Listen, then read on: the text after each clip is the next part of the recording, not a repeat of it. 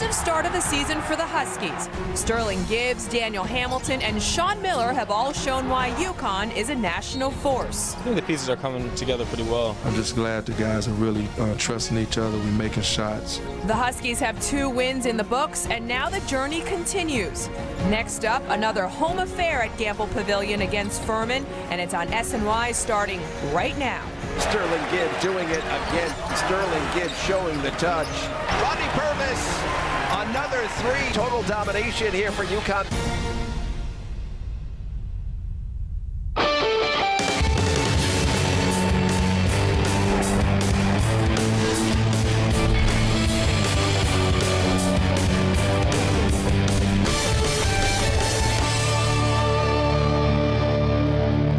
Just happy we shot 52%, and we shot. There's a lot of great things on this stat sheet that I didn't see last year. This is the time of the year I'm trying to see what I have. And that is UConn head coach Kevin Ollie talking about the development of his team after their win over New Hampshire. Hello, everyone. I'm Michelle Yu, and welcome to the UConn pregame show presented by DeGiorgi Roofing and Siding. I'm joined by a couple of former coaches today in Vin Parisi and Tom Pecora. So it is a new world for you coming on this side. Welcome, Coach. How do you feel? I feel great today. I'm with the All-Star team here, so I'm excited about being here. We're excited to have you here. And the Huskies looking to win their 3rd game of the season as they play Furman for the first time since 1991. They sure have come out strong out of the gate. What makes this year's squad different than last year's from what you've seen, Vin? Well, it's still talented, but I think the depth this year is off the charts. I mean, you think about it, Sterling Gibbs and Daniel Hamilton are going to be first-teamers. Amita Brima is the best defensive player in the league, and then you have Jalen Adams, preseason rookie of the year. I mean, just the options for Kevin Ollie is endless. I agree, and I think the experience that they gained last year going through a successful season for the younger players and now adding Gibbs and Miller as 5th-year players, they're so much more mature. The way they go about their business every day is exceptional. Now, one of the reasons for UConn's solid start has much to do with the Seton Hall transfer of Sterling Gibbs. For more on him and the Huskies, let's send it over to Kareth Burke, who is up in Storrs, Connecticut. Kareth. Hi, Michelle. Sterling Gibbs has been an outstanding addition to this UConn team, using his last year of eligibility to make an impact immediately. In the last game, he was UConn's leading scorer with 21 points, 18 of those points coming in the first half when he had the hot hands on the 3-point shooting. He was also UConn's leading scorer in the season opener. Kevin Ollie told us why Gibbs has been able to find so much success. He's a talented player.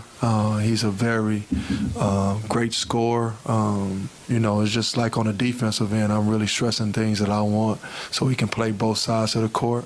But he's a prolific scorer, and I think he proved that last year, leading the Big East in scoring. So, we just want him to come in, run the team, be still aggressive. We like scoring point guards here in our programs. And then just be a facilitator too, and I think he's doing a marvelous job facilitating. And then Daniel is able to take some pressure off the guys, because especially when I play him at the Forest, we got 4 guards out there, and Daniel can be another point guard for us. So it allows Sterling to get off the ball a little bit so he can get some open shots. And Gibbs sank 7 3-pointers in that game against New Hampshire, part of 13 total for the Huskies, which is just 2 shy of the school record. All the coaches hope that excellent 3-point shooting can be a hallmark of this Huskies team this year. Michelle? Thank you so much, Kareth. And here is a closer look at Gibbs presented by Nissan. He's averaged 20 points per game in the Huskies' first 2 victories and is shooting 56%. There's no doubt he's made the transition from Seton Hall to UConn a seemingly easy one. Now, with the hot start that he's had and how easy his transition has been, is Sterling Gibbs going to be the key to the UConn season? I think so, and I think he's already proven, what tools he's going to add to this already talented program. Now, and Coach knows this, there's a lot of talented point guards throughout the country that could run the show, get you into your offense, but there's not a lot of point guards in the nation that could lead the league in scoring, that could be the best 3-point shooter, and that's what Gibbs brings for Kevin Ollie. Without a doubt, and I think what he can do that's so exceptional is it's his ability to score but do it in a fashion where it's seamless. He's gotten involved in their offense. He's still making players around him better, and that's what great players do, especially great point guards. And think about it, the point guard has to be the most vocal. That's the guy when you hear Kevin Ollie and you hear these other guys in post-game press conferences constantly talking about that. He has that respect factor because these guys know he led the Big East in scoring. He was the second best three-point shooter. He was at Texas. He's a proven commodity. So when he gets in a guy's ear, it's a lot different than a freshman or a sophomore talent getting in a guy's ear. He's a leader. He's a born leader. He made a great decision in going to UConn, knowing that their history of great scoring point guards was there, and he's going to play for a great guard in Kevin Ollie. So I think it was a good fit, and it's going to work out fine for him. Doesn't matter what state he's in, he's doing well. All right, there's still so much more to come. Hamilton putting it up for Brima and creating off the bounce. The DeGiorgi Roofing and Siding pregame show is just getting started. When we return, we are joined by the men behind the mic, Gary Apple and the coach, Tim Welsh. Have the Huskies formed an identity? And what about the man in the middle, Amita Brima? That's ahead. Plus, we have a ball game to play. We'll set the table for this afternoon's matchup versus Furman as the Huskies look to open up 3-0 for the 15th consecutive season. We'll be right back. Welcome back, and that is junior Amita Brima warming up as he hopes to have another strong game. He's been a force in the middle, giving Kevin Ollie that strong defensive presence that he is looking for this season. For more now, let's send it over to the guys calling the game, Gary Apple and Coach Tim Welsh. Michelle, thanks so much. And Tim Welsh, this is a Connecticut team that has so many different weapons, and one of them is in the middle in Amita Brima. He causes havoc for opposing teams, both on the offensive and the defensive ends. At times, is he overlooked on this Connecticut team? No, I don't think he is, especially if you speak to his opposing coaches, Gary. You know, the thing about Amita Brima, you have to game plan for him on both ends of the floor. Number one, defensively, he's such a protector of the rim. He's such a presence inside. You cannot just drive by the Connecticut on the perimeter and think you're going to get all the way to the rim with Brima coming over with such great timing and ability to defend and block shots. But on the other end, I think his improvement in maturity has really been shown in the fact that they don't throw him the ball or run plays for him, but they do run plays for him in the sense that if they drive into the gap and his man takes any slight slide over to help position, he does a great job of finding that gap, that lane to the rim in the back. They pitch it up to just off to the side of the rim, and he finishes with a flourish. 9 for 10 on the season. Well, he can go get it when it's up at the 10. And this is a Connecticut team that also has a lot of depth. They've got 11 guys who can play on a regular basis, and Kevin has said to us he wants to sort of pare that down, find the rotation that works best as this season goes along. But what about finding an identity as Connecticut moves forward? What is the identity of this team? Well, I think the team's identity is balance, number one, that they have a lot of options. I think you saw that from game 1 to 2. You saw Sean Miller in the first game kind of dominate and then really didn't do much in the second game, but didn't need to because the guards, Purvis and Gibbs, really took over from the perimeter. Daniel Hamilton, everything's going to run through him eventually. I mean, he plays that point forward position. He plays the point guard position.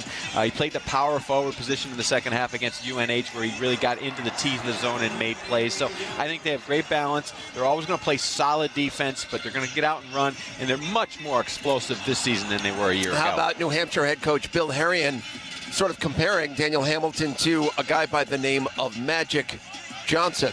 That's pretty good right there. Well, he's got a lot of ability to make plays for a big forward, and you know that's the thing. He sees over the top. He's very unselfish. He looks for other people first. He understands when to go, when to slow. He finds the gaps very, very well. He's got to improve defensively. He's got some deficiencies on the defensive end of the floor, which UConn is aware of and will work on those. But offensively, he can dominate a game without scoring a point, and that's what makes him special. All right, so an early start time here at Campo Pavilion. Tim's ready. I'm ready. We'll see you guys coming up in just a little bit.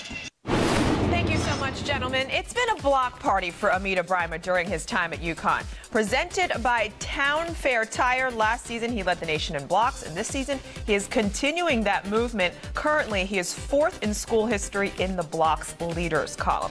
Now, we just heard from Coach Welsh and Gary and got their take on the Huskies and their identity. What do you think the Huskies' identity is? Has it even been formed yet? I think by the time conference play comes around, they're going to be known as an elite defensive ball club. And Kevin Ollie has preached that during this entire preseason. Yes, Gibbs and the offensive end is going to get a ton of recognition, but with Amita Brima as the back line of the defense, one of the top shot blockers in the country, this is going to be a terrific half-court defensive ball club, and I think the guards are going to be a big part of that. This is a better defensive group as a team than last year. Remember last year they struggled with teams like Yale.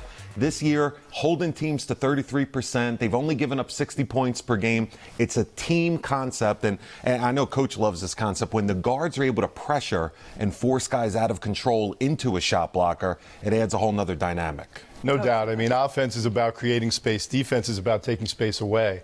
And that's what they do such a great job of. When you have the great shot blocker behind you, you can get up and pressure them. So you cannot turn the basketball over. You can't have live turnovers against UConn because they're going to end up in dunks like that. The other thing is their history has always been turn you over and beat you up on the boards. So if they do those two things on the offensive and defensive glass, they can really give you problems. Yeah, there is now much more to get to now on our UConn pregame show. Kevin Ollie talks about what he's learned as a head coach, and our guys also grade Kevin Ollie and the job that he has done since taking over the men's basketball program. That plus will get you ready for today's game when the UConn pregame show continues.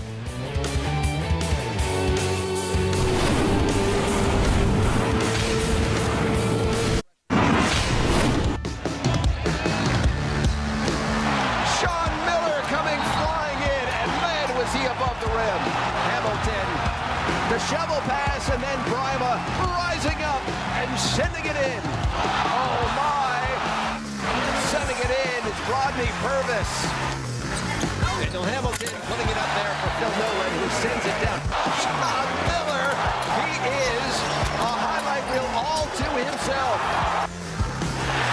Daniel Hamilton from the right wing. Connecticut gets themselves a victory here to the delight of Kevin Ollie. Taking a look now at the team leaders through 2 games presented by Sam Adams. The transfer from Seton Hall, Sterling Gibbs, is leading the offensive charge, averaging 20 points per game in UConn's first 2 contests.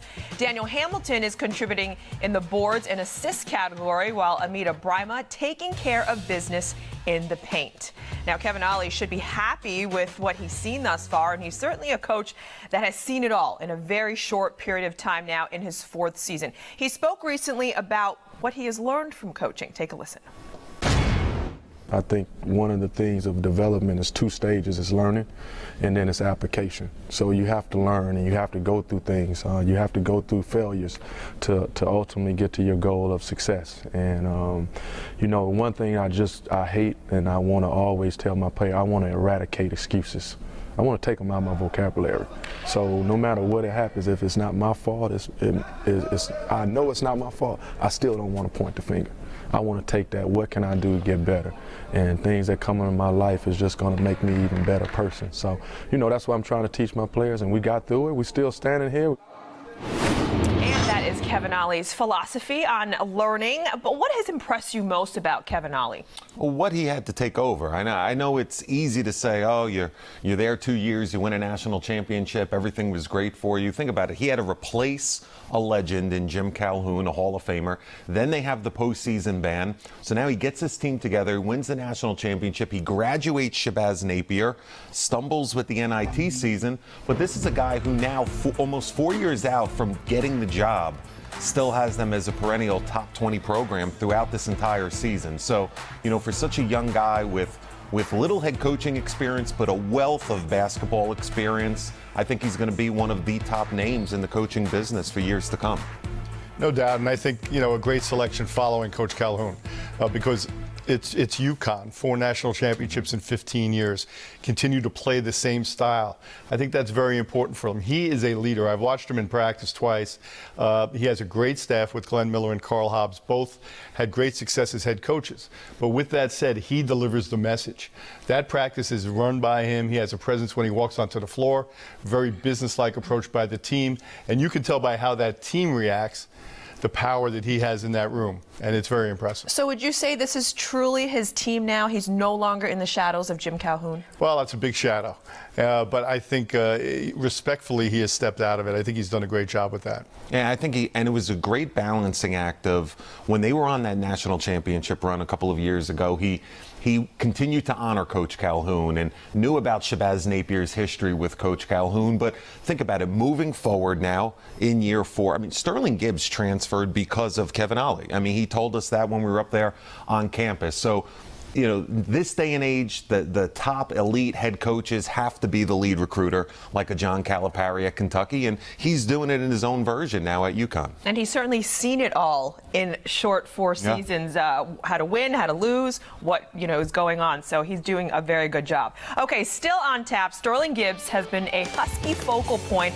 Will it continue today? And is there a danger to these early season games? Vin and Coach weigh in. We're coming right back with so much more.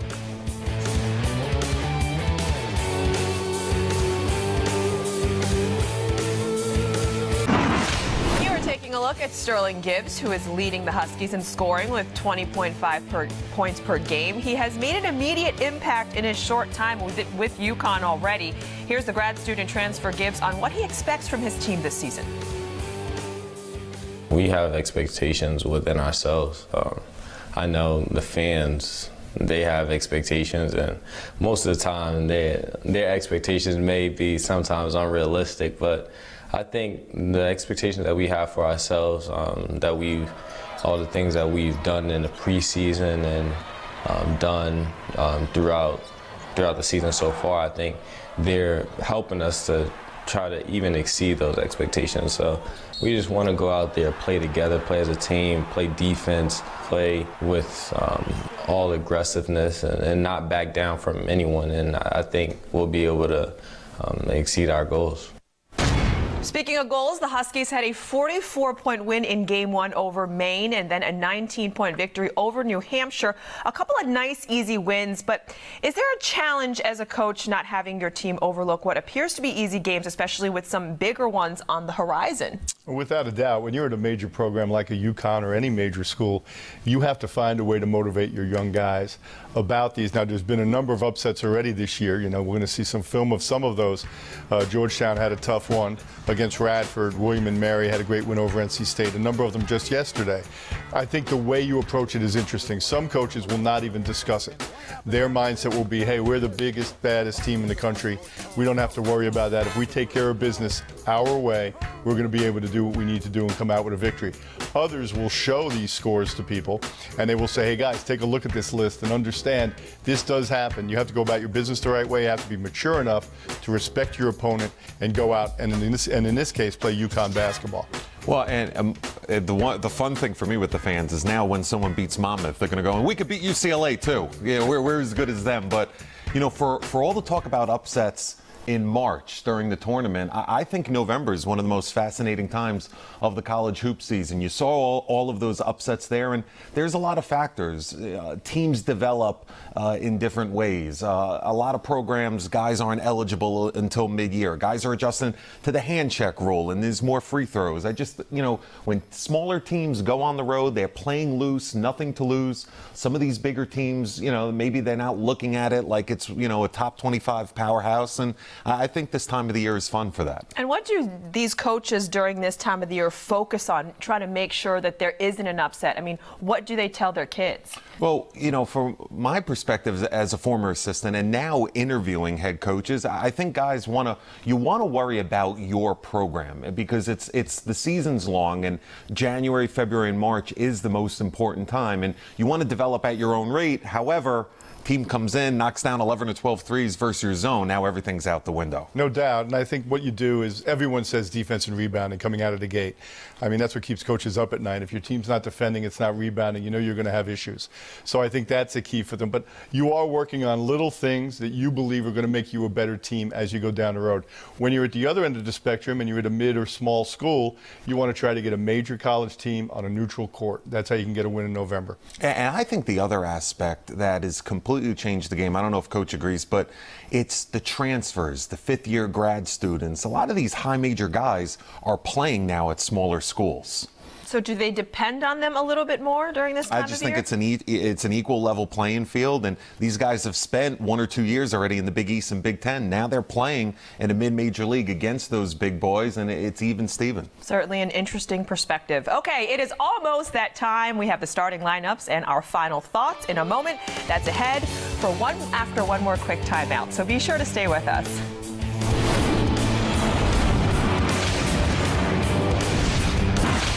Welcome back. Here is the starting lineup for today's game for the Huskies, brought to you by DeGiorgi Roofing and Siding. No big surprises here. Gibbs, Purvis, Hamilton, Miller, Brima. They will be the starting 5 for Kevin Ollie's team. Now, looking ahead, actually looking back now, Coach, you were at practice the other day. What did you see in this team, and what impressed you most? Well, I think what Vin mentioned earlier, their depth was so important, and in turn that makes it very competitive. You know, they have veteran players coming off the bench that are able to go out not only in games and have experience and have been in those situations, but each day in practice they were competing against the first team and forcing the first team to play at a very, very high level. There's no more greater skill, passing, rebounding, forget all of that. You got to compete. And these young guys have to compete every day in practice because of the depth on this team and because of the veterans that come off the bench.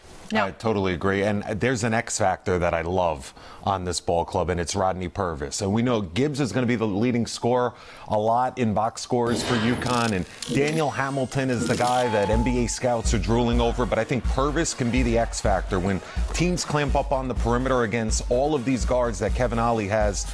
The penetration by Gibbs, by the point guard Jalen Adams, by Sean Miller, it's going to open it up for Purvis, who's a terrific 46% standstill three-point shooter. Now, this is a different team than New Hampshire. What do we expect from this game quickly, Coach? Well, I think once again they're going to have to handle the pressure. They're going to have to not turn the basketball over and keep track of live turnovers.